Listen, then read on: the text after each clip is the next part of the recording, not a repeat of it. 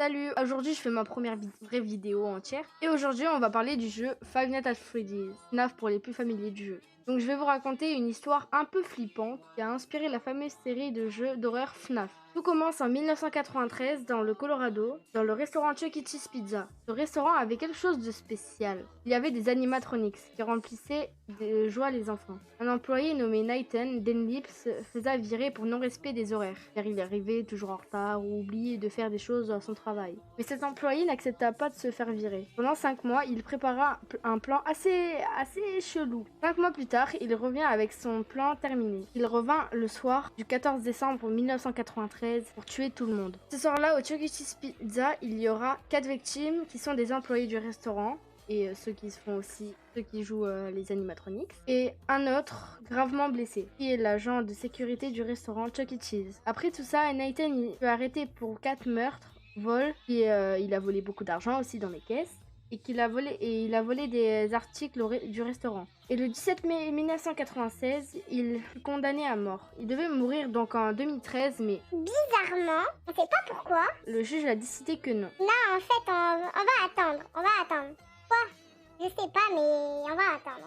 Sauf que du coup, il n'est pas mort parce que ça a tardé jusqu'en 2020 où du coup, en 2020, l'État du Colorado a décrété que la peine de mort n'était plus possible. Donc en ce moment là, actuellement, ce mec-là, il est en prison. Donc ça, c'était un peu l'introduction de cette histoire-là, mais la seconde histoire est beaucoup plus flippante. Vous l'avez compris bien sûr, ce qui a inspiré le jeu Five Nights at Freddy's avec les animatronics, c'est les 4 employés qui étaient habillés en animatronics, qui sont fait tuer. Et le 5e, le personnage que le joueur joue, c'est l'agent de sécurité du restaurant, qui s'est fait grièvement blesser. Mais l'histoire que je vais vous raconter là maintenant, elle est vraiment beaucoup plus flippante. Là on rigole pas. Paul Lewis. On est dans les années 70 et il y a un mec qui s'appelle Paul Lewis, qui travaille justement dans l'un de ces restaurants de cette chaîne, de restauration Chuck E. Cheese. Il est employé là-bas, ça fait vraiment pas mal de temps qu'il travaille là-bas. C'est-à-dire que le directeur, il a vraiment confiance en lui.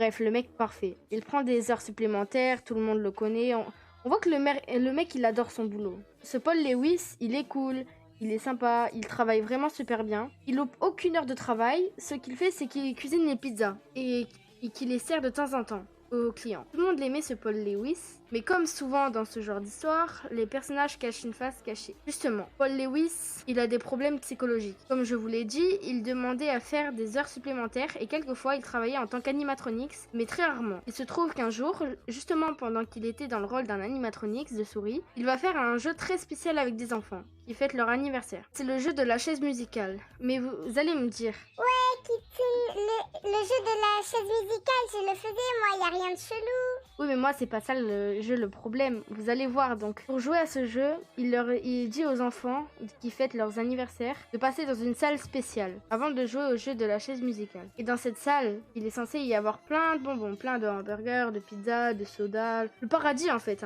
Ils y vont et dans cette salle, il y a vraiment tout ça. Donc Paul, il leur dit que d'abord il faut manger avant de jouer. Eux, ils écoutent. Donc ils commencent à manger un bonbon, 2 bonbons, 3 bonbons, des pizzas, des hamburgers, des sodas. Après la séance de jeu terminée, Paul lui ressort de la salle avec plein de hamburgers. Il se dirige vers les clients et leur dit « Tenez, nous venons de faire de nouveaux hamburgers. Mangez-les et dites-nous ce que vous en pensez et si vous aimez, on les mettra sur la carte. » Donc les gens, ils ont goûté.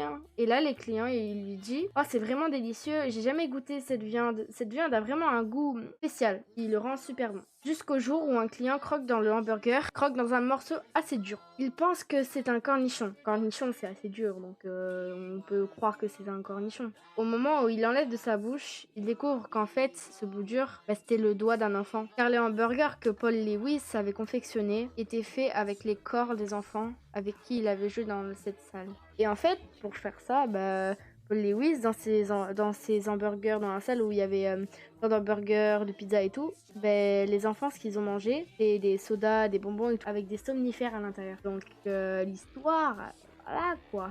Il fut arrêté puis condamné à mort. Plus tard, oui parce que ça continue encore. Plus tard, la police inspecta ce fameux restaurant Chuck E. Cheese et découvra des corps d'enfants découpés à l'intérieur de chaque animatronics. Dans ces animatronics là, il restait des taches de sang coulées et ces enfants là étaient les victimes que Paul Lewis avait tuées. J'espère que la vidéo et l'histoire vous a plu. N'hésitez pas à me dire dans les commentaires des idées d'histoire que je pourrais vous faire. Et surtout abonnez-vous et likez, partagez cette vidéo et on se retrouve pour de nouvelles vidéos ou de nouveaux shorts. Bye.